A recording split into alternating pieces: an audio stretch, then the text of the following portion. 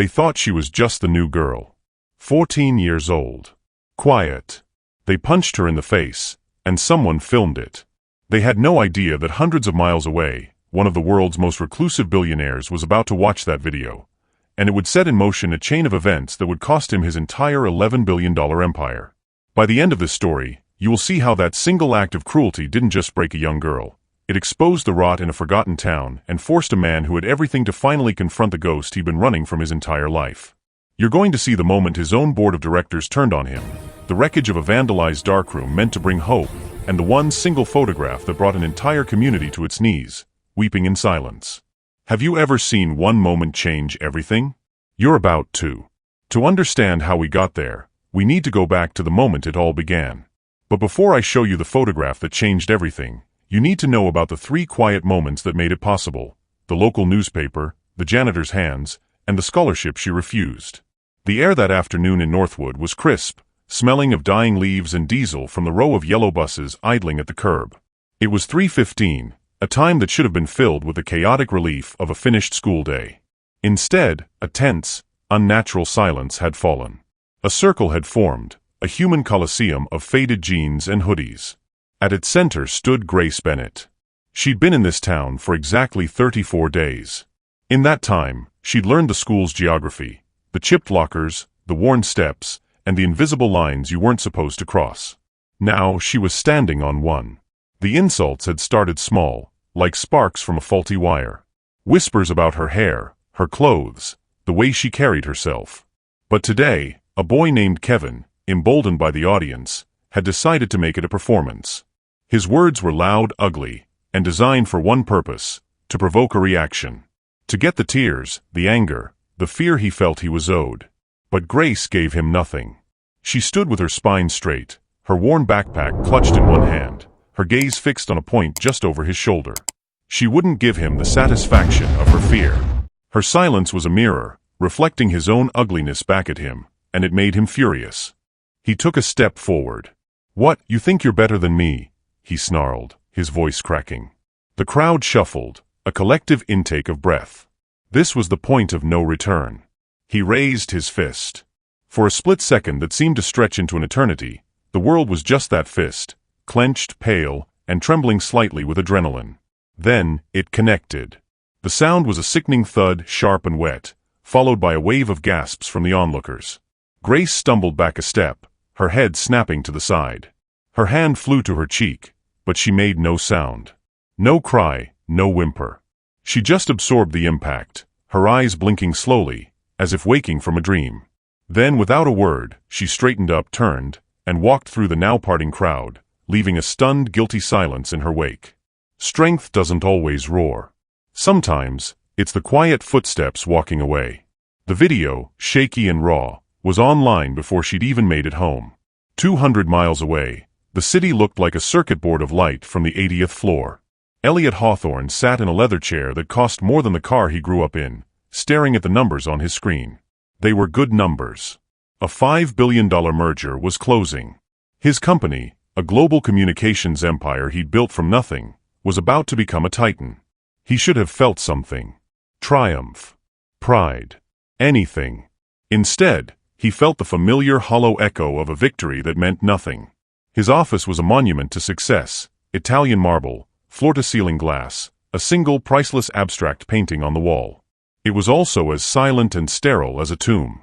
At 58, he had mastered the world but had forgotten how to live in it. He thought of his mother, Denise. He could barely conjure her face anymore without a painful effort, but he could still feel the phantom sensation of her work-worn hands. Her life had been a series of brutal shifts and quiet sacrifices, all for him. "Kindness, Elliot," she used to say, her voice thick with exhaustion but never defeat, "it's the only wealth no one can steal."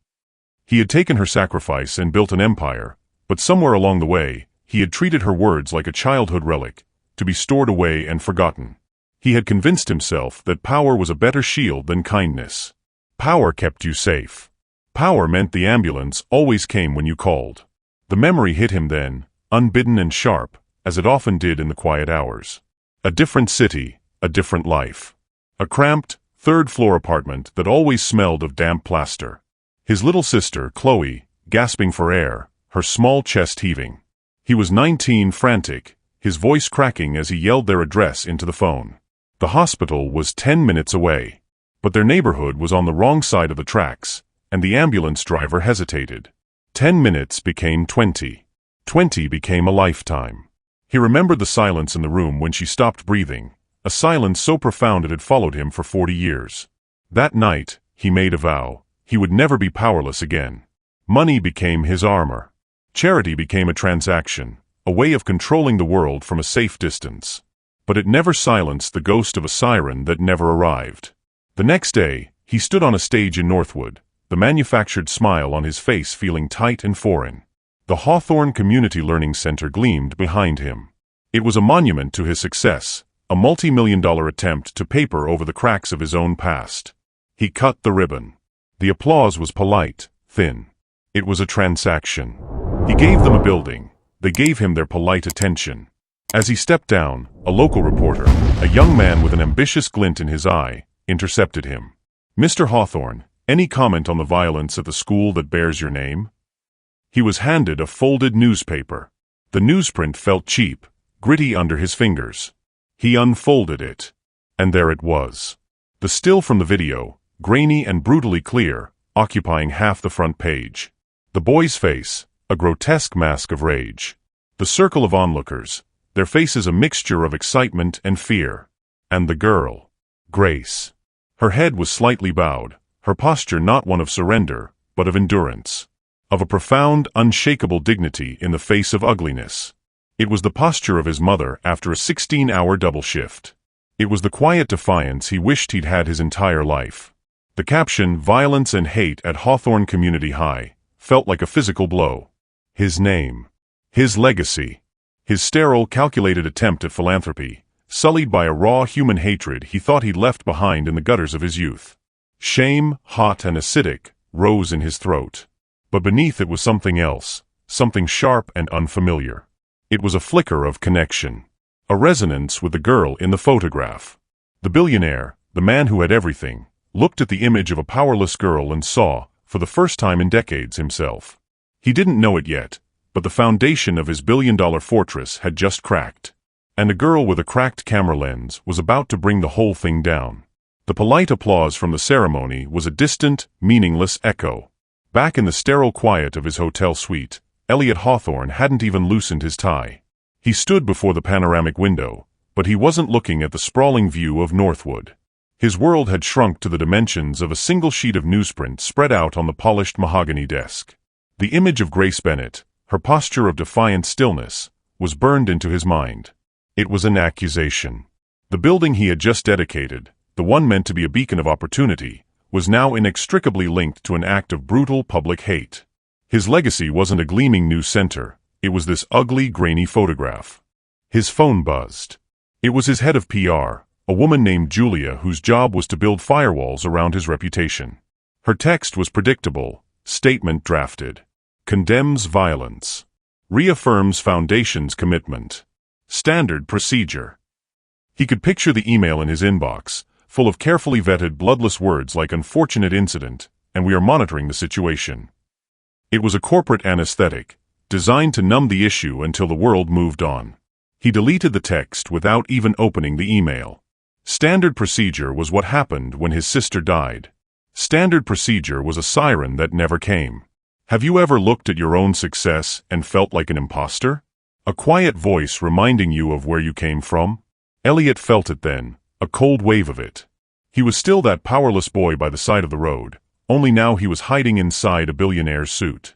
He made a different call instead, one that wouldn't fix his image, but might just start to fix him. It was to a man he kept on a private retainer, a former investigative journalist who found truths, not just convenient facts. "I want to know everything," Elliot said, his voice low and firm. The girl, Grace Bennett. Her family. The boy who did it. The town. "I don't want a summary. I want the reality." The report arrived 12 hours later, a secure digital file that painted a picture far grimmer than the newspaper photograph. It detailed a town cleaved in two by an old river and older prejudices. On one side, manicured lawns and historic homes. On the other, where Grace and her mother lived, cracked sidewalks, shuttered storefronts, and a quiet sense of forgottenness. The report detailed Grace's life, a straight-A student, a girl who carried a beat-up film camera everywhere she went, who had no friends yet because she'd only just arrived. She and her mother, Rosa, had moved here for a promise of steady work. They lived in a 2-bedroom apartment in the Harding block, a building Elliot vaguely remembered as being run down even when he was a child.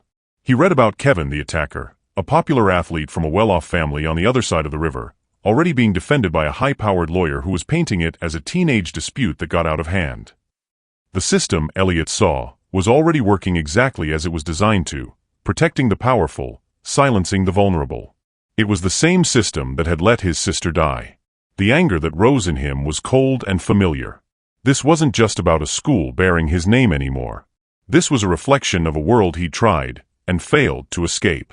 But it was the last page of the report that made the air leave his lungs. It was a single devastating detail under the section on Rosa Bennett's employment. She worked the night shift, 10 p.m. to 6 a.m. A custodian. Her place of work, the Hawthorne Community Learning Center. The words seemed to pulse on the screen. The woman whose daughter was brutalized in the shadow of his legacy was the same woman who, hours later, would arrive to mop its floors, clean its toilets, and empty its trash. She was polishing a monument to his name while her own child was at home, nursing a bruised face and a wounded spirit. The irony was so profound, so cosmically cruel, that it felt like a judgment. His grand philanthropic gesture was a sham, built on the invisible labor of the very people it was supposed to help, the people he claimed to see. But he hadn't seen them. Not really. He'd just written a check. This is the point where most men like him would have their lawyers wire an anonymous conscience-clearing check to the family. They would fund a scholarship, create a new anti-bullying program, and issue another press release. They would solve the problem with money, from a safe distance. It would be clean, efficient, and would require nothing of him personally. But looking at the address of the Harding apartment block, he knew that wouldn't work. Distance was the disease, not the cure. His entire life had been a masterclass in creating distance. He thought of Chloe, her small hand in his. He thought of his mother's mantra, kindness is the only wealth no one can steal. He had all the other wealth in the world, and it was worthless. He finally understood. Power isn't the ability to make problems disappear. It's the courage to face them, up close. He picked up the keys to his rented car. He didn't know what he would say. He didn't know if they would even open the door. He only knew he couldn't send someone else to do this. For the first time in 30 years, Elliot Hawthorne was going to show up. Himself. The drive across the river was a journey through time. Elliot's rented luxury sedan, with its silent engine and climate-controlled interior, felt like a spaceship navigating a forgotten landscape. Here, the houses sagged with the weight of years, fences leaned like tired old men, and the ghost of the town he'd escaped was on every corner. He parked in front of the Harding apartment block, a 3-story brick building where the mortar was crumbling like dry cake. For a moment, he just sat there, the engine off, the silence inside the car a stark contrast to the distant sound of a dog barking. What was he even doing here? A man who moved billions with a keystroke, about to knock on a stranger's door, with no clear idea of what to offer but the one thing he knew they didn't want, pity. He walked up the cracked concrete steps to apartment 2B. The door was painted a faded blue, with a small wreath-like decoration that someone had made from twine and dried flowers. It was a small touch of pride in a place that had little of it. He knocked. The sound felt too loud, an intrusion. The door was opened by Rosa Bennett. She was smaller than he'd imagined, her face etched with a fatigue that went bone-deep, but her eyes were sharp, intelligent, and held no trace of deference. She was still in her gray custodial uniform, the name of his own foundation stitched in blue over her heart. The sight of it was a quiet, devastating blow. She recognized him instantly, her expression hardening just slightly. It wasn't hostility, it was a shield. "Mr. Hawthorne," she said. It wasn't a question. Her voice was steady, professional. "Mrs. Bennett." "Rosa," he began, the name feeling clumsy in his mouth. I came to see how your daughter is. I saw the paper. I am deeply sorry for what happened on property funded by my family's name." From inside, a quiet voice called out, "Mom? Who is it?" Grace appeared behind her mother, a shadow in the dim hallway. The bruise on her cheek was a faint, purple smudge, but her eyes were what struck him. They weren't the eyes of a victim. They were analytical, curious. She was studying him, this strange, wealthy man who had appeared at her door, with an unnerving stillness. He directed his next words to her. "Grace, I just wanted to say that what happened to you was unacceptable, and I want to help." It was his default mode. See a problem, apply money. Any medical bills, therapy. If you need to move, if you need a lawyer for the civil case. He was rambling, the words sounding hollow even to himself. Rosa cut him off, not rudely, but with an authority that was absolute. "We're fine, Mr. Hawthorne." Fine. It was the word people without power used as armor. But here, it felt different. It was a statement of fact. They were fine, because their worth wasn't tied to their circumstances. They had each other. "Please," Elliot insisted, feeling his control slip. "Let me do something." It was Grace who spoke then, her voice soft but clear. "You can't undo it." That was it. 3 simple words that dismantled his entire reason for being there. He couldn't fix it. He couldn't write a check and make the humiliation disappear. He was useless. He left his personal number on a small table by the door, a silent admission of defeat, and walked away feeling more powerless than he had in 40 years. His presence, however, did not go unnoticed. A late-model luxury car parked for 20 minutes in the Harding block was an event. By evening, the whispers had started. "Did you see? The billionaire Hawthorne, visiting that family. What's that about?" Some said he was paying them off to keep quiet, a classic case of rich man damage control. Others spun a more cynical tale, that the family was trying to exploit the situation for a payday. What do you think? Was he there for the right reasons, or was this just about protecting his own name? Tell me your thoughts in the comments. The story was no longer about a girl and a bully. It was now a town spectacle, a drama of class and suspicion. Elliot felt the whispers from 200 miles away. His team fed him the local blog posts and social media chatter. The story was getting twisted, his intentions painted as either predatory or foolish. He could have pulled back then. He could have let the lawyers handle it, let the story die. But Grace's words, "You can't undo it," haunted him. He realized he wasn't there to undo the past. He was there because of his own. He needed to understand the girl who had faced down hate with nothing but dignity. His investigator's report had mentioned her camera. A quick search revealed the upcoming district student art exhibit, held in the cavernous, echoing gymnasium of Northwood High. He went back, this time without an announcement, without a suit. He wore jeans and a simple gray sweater, blending into the sparse crowd of parents and teachers. The art was what you'd expect, clumsy pottery, earnest watercolors. He walked the aisles, feeling a million miles from the curated high-stakes art auctions he was used to. He found her work tucked away in a poorly lit corner. There were 4 black and white photographs, matted in simple black frames. They were technically imperfect, the grain was a little heavy, the focus slightly soft, but they had a voice. They were portraits of the unseen. A cracked pavement with a single defiant weed. The tired, kind eyes of a cafeteria lady. And then he saw it. The 3rd photograph stopped his heart. It was a close-up, a tight frame of 2 hands, weathered and scarred with a lifetime of hard labor, gripping the handle of an industrial mop. The skin was worn, the knuckles swollen, but the grip was firm, powerful. He knew, instinctively, that they were Rosa Bennett's hands. He felt a sudden, dizzying sense of vertigo, as if the floor had dropped away. Beneath the photograph, a small handwritten card bore the title, "The Strongest Hands I Know." And under that, a short, typed description from the artist. "They aren't famous hands," it read. "They won't sign laws or build empires. But they are hands that build a home, that clean up the messes others leave behind, that hold on tight when everything else is falling apart. They are hands that build quietly." Hands that build quietly. The word slammed into him, an echo of his own mother's voice from a life he thought he'd escaped. In that moment, standing in a high school gym, he wasn't a billionaire. He was just Denise Hawthorne's son, staring at a portrait of his own history, his own unpayable debt. Grace Bennett hadn't just taken a picture of her mother. She had taken a picture of his. He finally understood.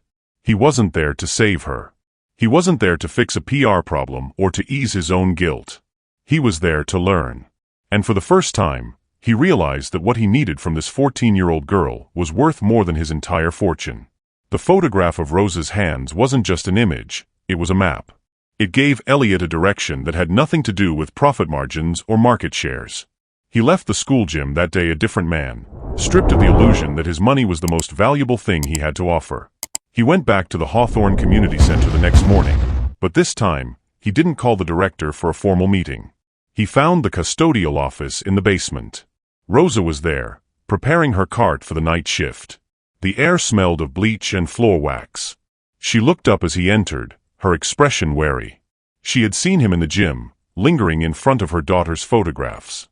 "Mr. Hawthorne," she said, her voice flat.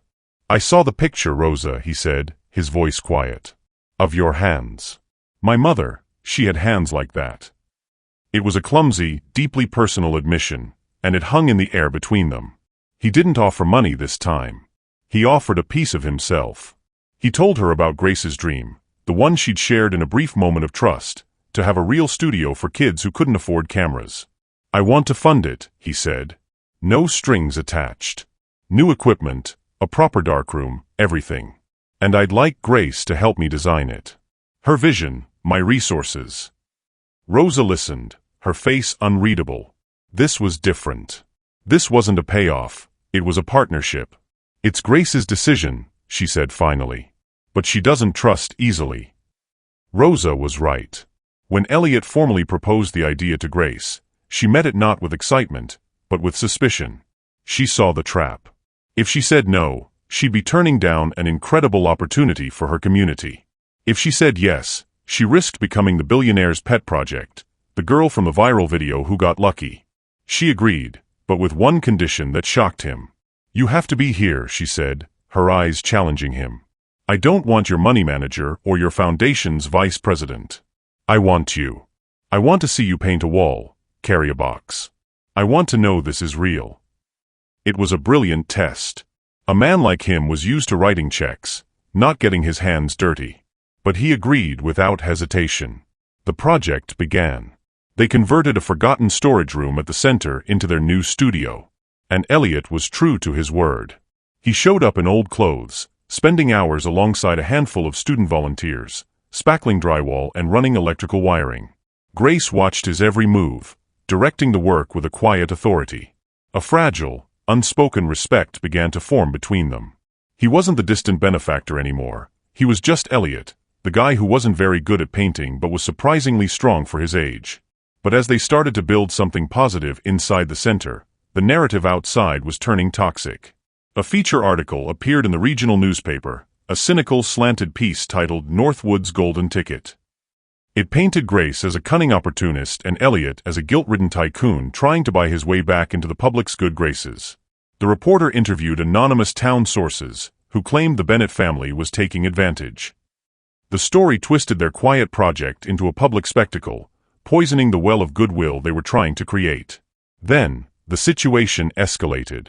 The court had sentenced Kevin, the boy who threw the punch, to 150 hours of community service. And the judge, in a move that was either an attempt at poetic justice or profound ignorance, assigned him to the Hawthorne Community Center.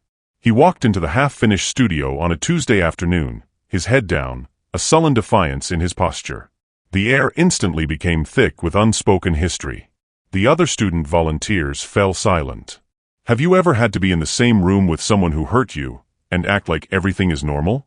Grace froze for a second, a paint roller clutched in her hand. This was her space, her sanctuary, and now the source of her trauma was standing in the middle of it. Elliot moved to intercept, to say something, but Grace shot him a look that stopped him cold. She took a breath, her voice devoid of all emotion. "The primer is over there," she said, pointing to a corner. "We need to get a second coat on that back wall." She didn't forgive him. She didn't absolve him. She put him to work. The tension was excruciating, a silent, high-stakes drama played out under the hum of the fluorescent lights. Just as the pressure inside the room felt like it was about to boil over, an escape route appeared. A letter arrived for Grace from a prestigious arts academy in another state. They had seen the news story, found her work online, and were offering her a full, all-expenses-paid scholarship to their Young Artists program, effective immediately. It was a golden ticket. A chance to leave Northwood, Kevin, and the Whispers behind forever. To be defined by her art, not by her pain. Her mother held the letter with tears in her eyes. It was everything she'd ever wanted for her daughter, a way out, a better life. Elliot told her it was a once-in-a-lifetime opportunity and he would support her decision, whatever it was. Everyone expected her to take it. It was the logical choice, the happy ending to her victim's story. That night, Grace sat in her room, the acceptance letter on one side of her desk, and a photo she just developed on the other. It was a picture of a young girl from the neighborhood, maybe 10 years old, holding one of the new cameras for the first time, her face lit up with a look of pure, unadulterated wonder. Grace looked from the letter to the photo, from her own future to the future of the kids she would be leaving behind. The next day, she met with Elliot. He had a brochure for the academy, ready to discuss logistics. But she slid a different piece of paper across the table. It was a list. A list of equipment for a permanent, professional-grade community darkroom. "I'm not going," she said, her voice quiet but firm. "The scholarship saves one person. This," she tapped the list, "could save 100. Elliot stared at her, a profound sense of awe washing over him. She was 14 years old, and she was making a choice most adults would never have the courage to make. She was choosing to stay and fight. "If I leave, nothing here changes," she said, looking him straight in the eye. "That newspaper article, the whispers, they win. They get to write the ending to my story. I'd rather build something here that lets 100 other kids learn how to write their own." What would you do in her shoes? Would you take the scholarship and escape the place that hurt you, or would you stay and fight to make it better? Comment escape, or fight below. Grace made her choice. But in a town where some wounds are prized more than healing, their decision to build wasn't seen as an act of hope. It was seen as a declaration of war. Grace's choice to stay wasn't printed in any newspaper, but it spread through Northwood like a shockwave. To the students at the center, it was an act of loyalty. To her mother, it was a source of both immense pride and quiet fear. But to the town's established power structure, it was a problem. A big one.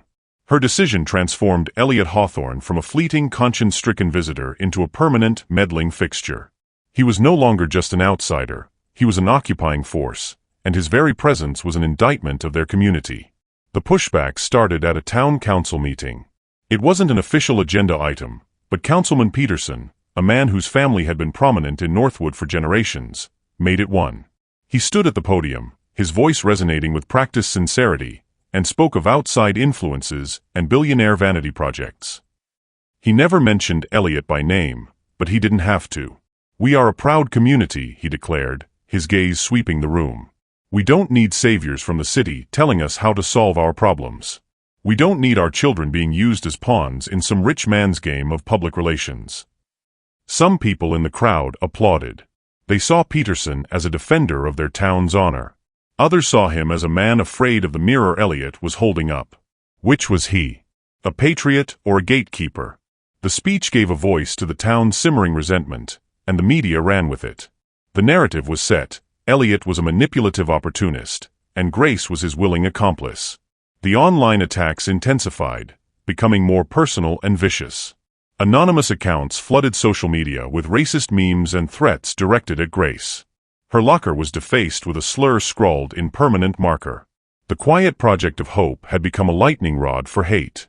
The grand opening for the new photography studio and darkroom was planned for a Saturday. The space was finished, a gleaming testament to weeks of hard work. The walls were a clean, bright white. New enlargers stood in a neat row. A gallery wall was filled with the first photographs from the student volunteers, raw, hopeful images of their town, their families, their lives. The last photo they hung was Grace's, the one of her mother's hands, placed in the spot of honor by the door. That Friday night, as they locked up, the room was filled with a sense of accomplishment, a fragile belief that they had built something that could withstand the ugliness outside. They were wrong. Elliot arrived early Saturday morning to find the door to the studio splintered, hanging crookedly on its hinges. The smell of spray paint and destruction hit him before he even stepped inside. The room was a war zone. The new computers were smashed, their screens spiderwebbed with cracks. The enlargers were overturned, their delicate lenses shattered. But the worst was the wall. The students' photographs had been ripped down, stomped on, and drenched in black paint, their hopeful images obliterated. And across the white wall, in huge dripping red letters, was a single word: outsiders. The vandals had saved a special kind of cruelty for Grace. Her photograph of Rose's hands had been slashed with a knife, the canvas cut clean through, severing the image of those strong, quiet hands in two. It was an act of profound, symbolic violence. This wasn't just a break-in, it was an execution. They hadn't just destroyed a room, they had tried to murder an idea. The news of the vandalism, coupled with the relentlessly negative press, was the final straw for Elliot's board of directors. The company's stock, already shaky from the bad publicity, dropped 3 points in pre-market trading. An emergency conference call was convened. Elliot dialed in from the wreckage of the studio, the stench of paint fumes in his nostrils. The voices of his board members were cold, distant, and unified. They didn't talk about Grace, or the community, or the hate that had led to this. They talked about fiduciary responsibility, brand integrity, shareholder value. They saw his actions not as moral, but as reckless. "You've become a liability, Elliot," the chairman said, his voice devoid of emotion. The vote was unanimous. He was removed as CEO of Hawthorne Communications, the company he had poured his entire life into building. The call lasted 7 minutes. Later that day, Elliot sat alone in his silent hotel room. The news was already breaking online. He was a disgrace, a fallen titan. He felt a deep, bone-chilling coldness spread through him. This was his darkest hour. He had tried to do something good, something real, and the world had not just rejected it, it had spectacularly destroyed it. And it had cost him everything. His company, his reputation, his name. He closed his eyes, and in the suffocating silence, he could hear it, the faint, ghostly wail of a siren that never came. He had spent 40 years building a fortress to keep that sound out, and here he was, right back where he started, alone and utterly powerless. His phone vibrated on the table, a harsh, unwelcome intrusion. He expected it to be a reporter, or perhaps a lawyer. He almost ignored it. But he glanced at the screen. It was Grace. He answered, his own voice sounding hollow and distant. "Hello." Her voice was quiet, but steady. There was no pity in it. "I saw the news," she said. "About your company." "Yeah," he managed to say. "They fired me." There was a long pause on the line. He expected her to say she was sorry, to offer some empty condolence. Instead, what she said next changed everything. "Good," she said, her voice soft but clear as a bell. "Now you have nothing left to lose."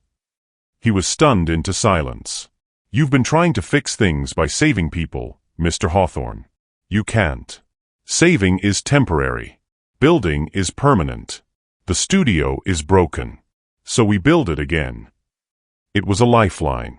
A single, defiant thread of hope in the suffocating darkness. In that moment, he realized the board hadn't taken everything. They couldn't take his purpose.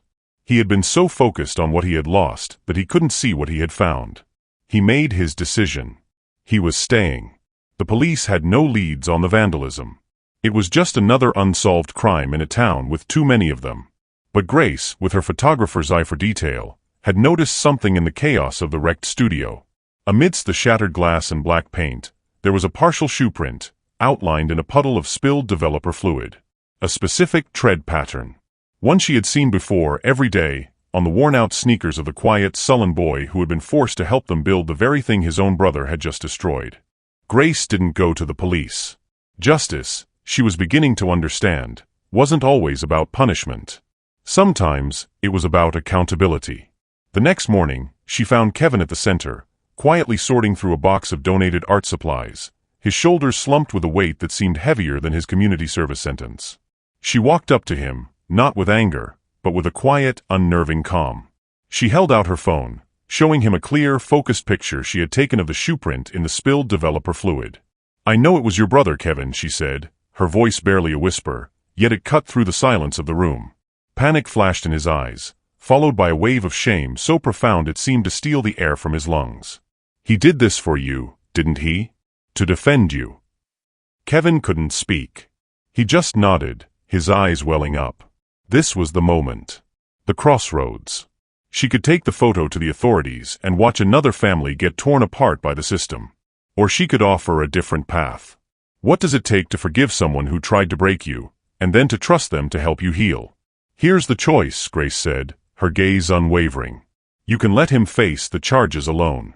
Or you can go home, you can tell him what real strength looks like, and the two of you can come back here tomorrow morning at 8 a.m. to help us rebuild what he broke.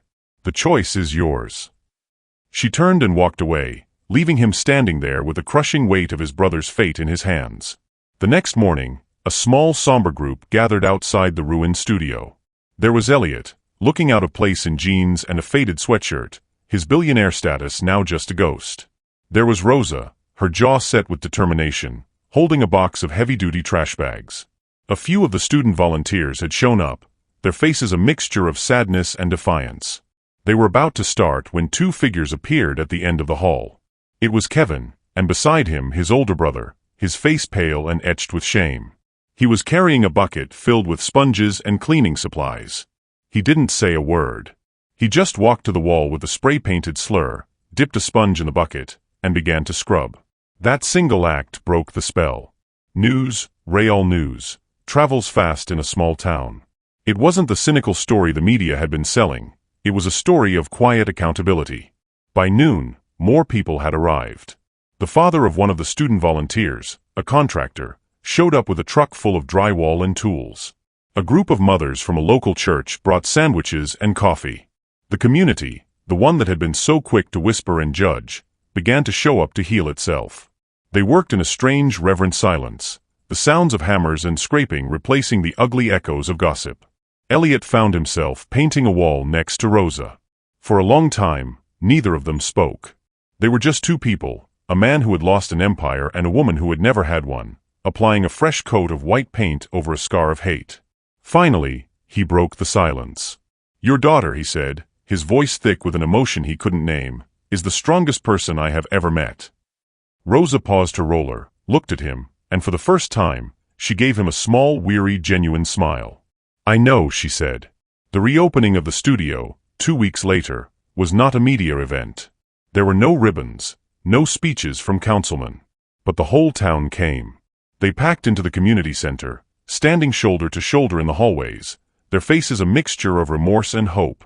The restored studio was pristine, but one wall was kept bare, covered by a large white sheet. When the room was full, Grace, flanked by Elliot, stepped forward. She didn't give a speech. She just said, "Thank you for helping us rebuild." Then, she and Elliot pulled the sheet away. On the wall hung a single massive black and white photograph. It was a tight, beautifully composed shot of over a dozen hands, all working together. You could see the calloused, powerful hands of Rosa next to the pale, unblemished hands of Elliot. You could see the small hands of the youngest student volunteer. And there, right in the center, were the hands of Kevin and his brother, one scrubbing a wall, the other holding a paintbrush. Light streamed in from a window, illuminating them all. It was a portrait of redemption. The title beneath it was simple, Hands That Build. A profound, breathless silence fell over the room. Then, a sound. A single sob from the back of the crowd. It was Kevin's mother, her face wet with tears of shame and gratitude. Soon, others were crying too, tears of catharsis, of relief, of a community seeing its own fractured reflection made whole again. The justice they had all been talking about wasn't in a courtroom. It was hanging on this wall. Elliot was asked to say a word. He looked out at the sea of faces, no longer a billionaire addressing the masses, but just a man who had found his way home. "I came back here to put my name on a building," he said, his voice raw. "I thought wealth was something you owned. But this young woman," he turned to Grace, "and this community taught me that true wealth is what you build together. It's what you restore. Thank you, Grace. You didn't just teach us how to take a picture. You taught us how to see." The applause that followed was thunderous, a wave of pure, unadulterated emotion that washed away the last traces of bitterness and suspicion. It was the sound of a town healing. Comment forgive if you believe in the power of second chances. If you think stories like this, stories of hope and restoration, deserve to be heard, then subscribe to this channel, because what happened next is a testament to the fact that one act of grace can change a community forever. The photograph hanging on the wall wasn't just a picture anymore, it was a constitution. A founding document for the new version of Northwood. 3 years have passed since the day the town came together to rebuild, and the echo of that moment hasn't faded. In fact, it has become the town's heartbeat. The Hawthorne Community Center is no longer a quiet, underused building. It's alive. On any given afternoon, the sounds spilling from its doors are a symphony of revival. You can hear the click and whir of cameras from the studio, the laughter of children in the art room, and the low hum of conversation from parents who now gather there instead of gossiping in grocery store aisles. The building that once bore the name of a distant benefactor now truly belongs to the people. Kevin, the boy who once used his fists to express his rage, now uses his hands to mentor. After graduating, he was hired as the center's first full-time youth coordinator. He spends his days teaching kids how to frame a shot, how to develop film, and more importantly, how to see the world and each other with a little more empathy. He and Grace share a quiet, respectful peace when she comes home to visit.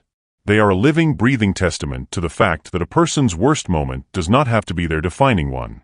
His redemption wasn't a punishment, it was a purpose. Elliot Hawthorne never returned to a boardroom.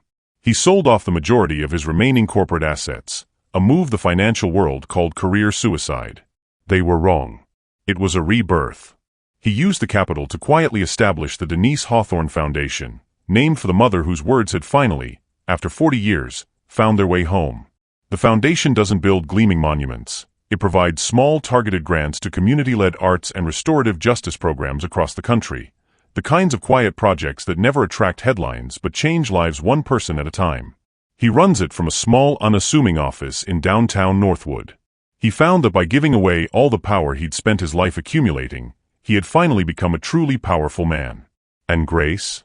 She took the world by storm. After graduating from one of the nation's top photojournalism programs, her work has been featured in galleries and magazines worldwide. She has a rare gift for capturing the quiet dignity of the overlooked, the strength in the hands that build. But she never forgot where she came from. The program she started, Frame of Hope, is now run by the students themselves, a self-sustaining engine of creativity that continues to give a voice to the kids Northwood once preferred to keep silent. She is living proof that you don't have to run from your past to create your own future. This story, in the end, is a reminder. Justice is not always loud. It isn't always about revenge or retribution. Sometimes, true justice is restoration, the quiet, difficult, and beautiful work of rebuilding what was broken together. It's a town learning that our shared humanity can be louder than our deepest divisions. True wealth isn't what you keep, it's what you give away. True power isn't what you hold, it's what you build in others. Look around your own life. What quiet hands are building in your world? Who are the people showing up not for applause, but for the work? Acknowledge them. Thank them. Because they are the ones holding the world together. Join us and subscribe to this channel if you believe that stories of hope, forgiveness, and the quiet power of community deserve a bigger stage. Because in a world that often focuses on what's broken, we need to be reminded of the hands that build. Thank you for watching this story to the end. If you enjoyed this story, you will surely love the next one. It's as crazier and more intriguing as you can ever imagine. So do check it out. Click on the image showing on your screen right now to watch the next one.